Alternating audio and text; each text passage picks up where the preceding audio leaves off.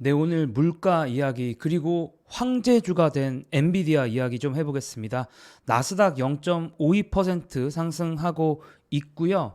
오늘 나스닥의 소폭 상승 굳이 말하자면 물가 영향이었다. 그리고 플러스 엔비디아가 요즘에 계속 분위기가 좋다 보니까 나스닥의 상승을 견인하고 있지 않을까라는 생각이 듭니다. 자, 물가 같은 경우는 전 월 대비해서 봤을 때는 예상치랑 뭐 굳이 말하자면 비슷하게 나왔다. 혹은 이제 근원 소비자 물가 지수라고 해서 변동성이 높은 음식과 에너지를 제외한 물가 지수인데 요거는 이제 예상치보다 더 낮게 나왔고, 일반적으로는 근원 소비자 물가 지수를 조금 더 중요하게 보는 경향이 있기 때문에 뭐 결과적으로는 뭐 아주 약간이긴 하지만 물가 지수는 예상보다 낮게 나왔고 시장에서 아주 조금은 좋아할 만하다, 이렇게 얘기할 수가 있을 것 같아요. 근데 그럼에도 불구하고 우리가 한 발짝 뒤로 물러서서 지난 10년간의 이제 물가 지수를 봤을 때, 그리고 이번 달의 상황을 봤을 때 어쨌든 찔끔 오른 감은 있다. 왜냐하면 연준의 물가 목표라는 게 기본적으로 2% 이하를 원하거든요. 근데 이제 2%보다는 아직은 좀 아득히 높다라고 할 수 있지 않겠습니까? 어쨌든 코어 근원 물가 지수가 이제 2.9%고 이제 전체 물가 지수가 2.7%니까 어쨌든은 높은 거고, 물론 이제 우리가 관세 때문에 도대체 물가가 어떻게 될 거냐, 관세가 이제 실질적으로 발효가 되고 그게 영향이 있을 만한 시기의 물가 지수기 때문에 이제 그거에 대해서 벌벌 떨었는데 결과적으로 카드를 까봤더니 관세가 아주 심각한 영향을 준 것 같지는 않다라는 결론을 볼 수도 있는, 어떻게 보면 좀 안도할 수도 있었던 그런 부분인 것 같아요. 자, 그래서 관세에 좀 민감하다고 알려져 있는 가구나 장난감, 의류 이런 물가들이 좀 많이 상승을 했고요. 반면에 자동차는 좀 예상과 달리 하락을 했습니다. 자동차도 어쨌든 해외에서 많이 만들기 때문에 이제 관세 영향을 좀 많이 받긴 하는데 이게 좀 신기한 부분이었고요. 자, 이제 굳이 요약을 해보자면 이 관세 걱정론자와 관세 안심론자가 있지 않겠습니까? 그러니까 이제 관세 때문에 걱정이다 이렇게 얘기하는 사람들이 있고, 관세 문제 없어 안심이야 이렇게 얘기하는 사람들도 있는데, 이번 물가 지표만 딱 까놓고 봤을 때는 양쪽 다 생각을 바꿀 만한 그런 물가 지수가 나온 건 아니에요. 양쪽 다 그냥 기존의 입장들을 유지할 것 같아. 왜냐면 되게 애매하게 나왔거든. 결과적으로 그거는 연준의 입장에서도 같을 것 같습니다. 그러니까 미국의 금리를 결정하는 연준의 입장에서도 아니 이거 금리를 낮추자니 물가가 드라마틱하게 떨어진 것도 아니고, 그렇다고 또 금리를 뭐 올리거나 뭐 그러기도 살짝 애매하죠. 그래서 연준 입장에서 되게 애매한 물가다. 이건 닉 티밀하우스 월스트리트저널 기자의 글을 좀 정리한 건데, 결국에는 이제 7월 8월 물가 지표를 또 볼 수밖에 없다. 그러니까 다음 턴에 물가 지표 보고 금리 어떻게 할지가 좀 더 최종 결정될 것 같다라는 겁니다. 자, 그리고 킹비디아 얘기를 오늘 또 해야겠죠. 킹비디아가 오늘도 4%가 올랐어요. 이거 도대체 또 얼마 돈 복사야? 이거 4%면 계산해 보니까 220조 원 정도 오늘 돈 복사가 됐습니다. 그러니까 220조 원 돈 복사가 돼서 4.18 트릴리언 달러고, 이제 엔비디아가 시가총액이 기업 가치가 전 세계 1위인데 이 차이가 꽤 많이 나요. 지금 2위가 이제 마이크로소프트인데 한 400빌리언 달러 정도 차이가 나니까 한 600조 원, 700조 원 정도 차이가 나는 것 같은데, 어마어마한 현재 차이가 벌어지고 있다라는 것도 상당히 흥미로운 부분입니다. 그래서 원래 엔비디아 얘기를 제가 진작에 좀 했었어야 되는데 뭐 아시겠지만 제가 중간에 입원도 좀 하고 개인적인 일들도 좀 있다 보니까 이제 와서 좀 뒷북치는 느낌은 있는데, 뭐 제 채널이 원래 뒷북치는 채널이니까 그러려니 하시죠. 어쨌든 엔비디아가 벌써 연초 대비해서 거의 24% 이 정도 오르고 있어요. 그래서 중간에 뭐 딥시크다 뭐다 해가지고 말이 진짜 많았죠. 딥시크 때도 많이 폭락을 했었고 또 무역 전쟁 때도 폭락을 해가지고 뭐 100달러 막 이렇게 찍기도 했는데 결국에 100달러 찍고 다시 170달러가 됐으니까 저점 대비해서는 70%나 상승을 했습니다. 그러니까 이 AI에 대한 어떤 걱정들이 얼마나 시장에서 많았는지를 보여준 거고, 또 그거에 대한 걱정을 해소한 다음에는 또 정말 또 말도 안 되는 가격까지 치고 올라가고 있고요. 뭐 오늘 같은 경우는 가장 긍정적인 뉴스가 바로 중국의 반도체를 팔 수 있다. 엔비디아의 반도체를 중국에 팔 수가 있다라는 그런 뉴스가 나오면서 오늘 엔비디아의 주가가 쏘게 됐습니다. 근데 이제 반도체를 그냥 아무거나 파는 건 아니고 이제 AI 반도체들 중에서 약간 중국향으로 다운그레이드한 제품만 팔 수가 있긴 한데 어쨌든 원래는 그것도 못 팔게 했거든요. 근데 그거를 팔 수 있게 해주면서 오늘 좀 상승을 했고, 역시나 이제 그런 미국의 반도체 수출 규제를 받았던 또 다른 기업 AMD 역시 이 규제가 풀어지면서 주가가 많이 상승을 하고 있습니다. 자, 그래서 그 중국용으로 가는 게 바로 H20인데 인공지능 반도체를 수출 허가가 될 거다라고 엔비디아가 블로그 게시물에서 밝혔습니다. 뭐 엔비디아가 이렇게 대놓고 밝혔으니까 확실한 거겠죠. 이게 결국에 보니까 재무부 장관 이야기를 들어보니까 결국에는 중국과의 무역 협상에서 중국으로 반도체를 수출하는 거를 어느 정도 허용하겠다 이런 식으로 중국과 약간 이야기를 나눈 것 같아요. 그래서 중국은 미국이 필요로 하는 히토리를 어느 정도 좀 약간 내주고 미국은 중국이 원하는 이제 인공지능 반도체를 좀 내주는 그런 식의 좀 거래가 있었음을 좀 암시하는 그런 이야기를 스콧 베센트가 인터뷰에서 했습니다. 그리고 뭐 그걸 떠나서 최근 엔비디아의 상승들은 또 어떤 뉴스들이 좀 있었냐면 일단은 메타 얘기를 또 안 할 수가 없어. 왜냐하면 이게 AI 회사들끼리 다 거미줄처럼 얽혀 있지 않겠습니까? 메타의 저커버그가 제가 최근에 또 영상을 못 만들었지만 사실 좀 난리가 났었거든요. 그러니까 이 메타의 AI가 너무 못한다, 다른 경쟁사 대비 너무 못하고 있다라는 그런 생각을 했는지 이제 엄청난 돈을 투입해서 어마어마한 인재들을 고용을 했죠.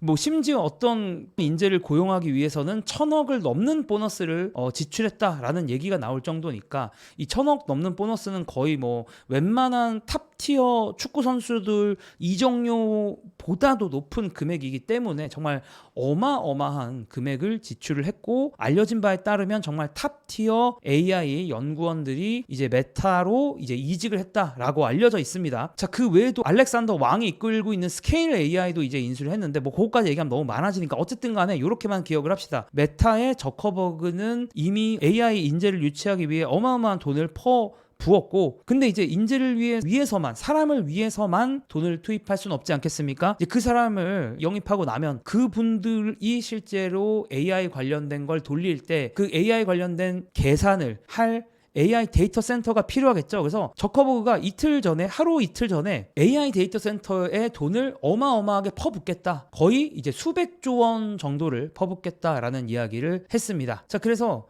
프로메테우스라는 이름의 첫 다중 기가와트 데이터 센터는 2026년에 가동될 것이고, 또 하이페리온이라는 또 다른 데이터 센터는 향후 몇 년간 최대 5기가와트까지 확장할 수 있을 것이다 라고 이렇게 얘기를 했어요. 그러니까 이런 얘기 자체가 어마어마한 규모의 데이터 센터를 만든다 라는 얘기고, 대충 이제 이 정도 프로젝트를 하면은 자, 수백조 원이 필요하다 이렇게 계산이 되는데요. 2025년 기준으로 메타의 AI 캐펙스, 그러니까 이제 AI 서버와 관련돼서 투자할 금액의 대충 이제 예상치, 이걸 가이던스라고 하는데 요게 이제 한 64에서 72빌리언 정도 되거든요. 약간 100조가 안 되는데 요거에 이제 몇 배에 해당하는 금액을 사용할 것임을 이렇게 선언을 한 거죠.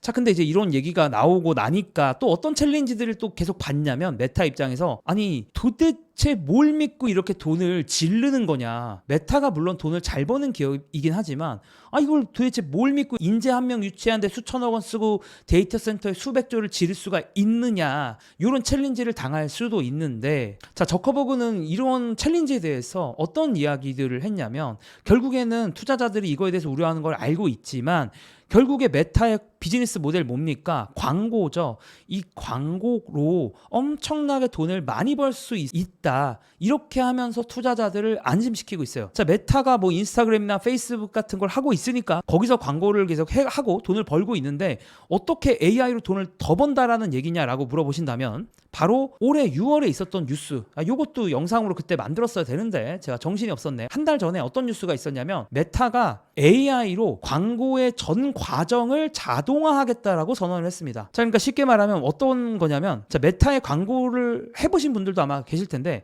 메타의 광고를 하는 게 생각보다 난이도가 단순하진 않아요. 결국에는 광고 영상도 내가 만들어야 되고, 그리고 이 영상에 대해서 어떤 유저들한테 타겟팅할 건지, 어떤 유저들을 대상으로 광고를 할 건지도 광고하는 사람들이 설정을 해야 되거든요. 근데 그 생각보다 인력도 많이 들고 에너지도 많이 들거든요. 그리고 당장 광고 영상 만드는 거 얼마나 귀찮습니까? 그러다 보니까 우리나라에 정말 수많은 디지털 퍼포먼스 마케팅 대행사들이 진짜 많거든요. 사실 그 회사들이 다 그런 거 해주는 거예요. 그런 거 컨설팅 해주고 그런 거 좀 더 잘 나올 수 있게, 혹은 영상을 이제 대신해서 촬영해 주기도 하거든요. 그래서 그런 일들을 하는데 그런 일자리들을 메타가 다 빼앗겠다 라는 겁니다. 결론만 말하면. 자, 그러니까 광고주 입장에서는 정말 거의 딸깍만 해도, 내가 이번에 미스트 새로 출시하는 게 있는데 요거 좀 뭐 비포 애프터 해가지고 상큼한 동양인 여자애가 뭐 미스트를 뿌리기 전에 어땠고 미스트를 뿌린 후에 어땠으면 좋겠어, 그리고 미스트가 어떤 색깔로 나가고 좀 어떤 분위기였으면 좋겠고 백그라운드 음악은 어땠으면 좋겠어, 뭐 이런 식으로 제가 주저주저리 치면은 그거에 적절하게 광고 영상을 만들어준다 라는 겁니다. 그러니까 이제 광고주 입장에서는 돈만 준비하면 되는 거죠. 아마 제 생각에 그거에 대해서 돈을 추가로 과금을 할 것 같긴 한데, 아마도 제가 생각하기에는 대행사를 써서 혹은 직접 뭐 촬영할 수 있는 모델을 섭외하고 스튜디오 섭외하고 촬영하고 편집해서 올리는 것보다는 훨씬 더 저렴한 가격으로 할 수 있지 않을까라는 그런 생각을 저는 좀 갖고 있고, 이거 어떻게 보면 디지털 광고 시장 전체가 바뀔 수 있는 엄청난 사건이라고 저는 생각을 좀 했거든요. 그래서 그리고 이게 아마 AI를 가장 계속 팔로우 해보신 분들 입장에서는 AI가 가장 잘하는 일이 뭡니까? 그림 그리는 거, 글 쓰는 거, 어그로 끄는 거, 요거 3개 제일 잘하거든요. 근데 그거를 이제 메타가 광고에서 전부 다 대행을 하겠다, 우리가 다 하겠다, 요 얘기를 하고 있는 겁니다. 그러다 보니까 저는 이거는 메타가 정말 빠른 시일 내에 어느 정도 단계별로 진행할 수 있을 거라고 생각을 하거든요.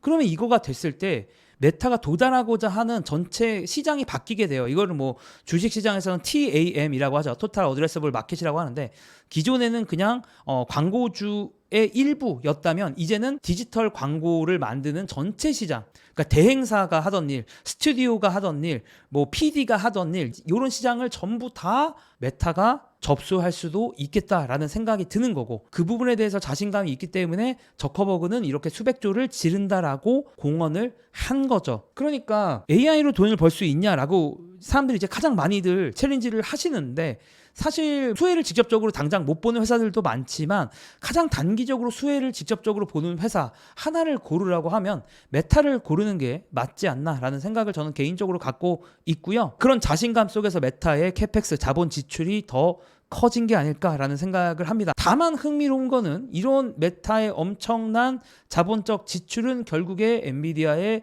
목구멍으로, 물론 이거는 프리 캐시플로우긴 한데 어쨌든 메타가 벌어들이는 수많은 현금들, 결국 메타가 이 벌어들이는 수많은 현금들로 AI 데이터 센터를 지을 거기 때문에 그것들은 결국에 다 엔비디아의 목구멍으로 꼴록꼴록꼴록꼴록 들어가고 있다, 이렇게 얘기를 할 수가 있을 것 같습니다. 그러다 보니까 또 이게 엔비디아한테도 좋은 그런 상황이 되는 거고요. 그 다음에 6월 말에 또 하나의 좀 사건이 있었죠. 그러니까 오픈 AI가 TPU를 쓴다, 오픈 AI가 구글의 AI 반도체인 TPU를 쓴다라는 사건이 좀 하나가 있었는데, 이 관련돼서 모건 스탠리 리포트를 읽어보니까 여기서도 상당히 재밌게 이야기를 했어요. 그러니까 무슨 얘기냐면, 구글의 TPU 쓰는 거 맞는데 그렇게 TPU를 쓸 수밖에 없는 게 어차피 엔비디아 칩이 완판 상태여서 엔비디아가 지금 여전히 엔비디아의 반도체가 공급이 부족인 상황이기 때문에 오픈 AI가 어쩔 수 없이 구글의 TPU를 쓴 거일 수도 있다, 그런 부분도 있다라는 점을 얘기를 하면서, 어떻게 보면 엔비디아가 더, 그러니까 구글에게도 좋은 뉴스일 수도 있는데 어떻게 다시 생각해 보면 엔비디아한테 더 좋은 뉴스, 엔비디아가 완판이고 엔비디아에 대한 수요가 얼마나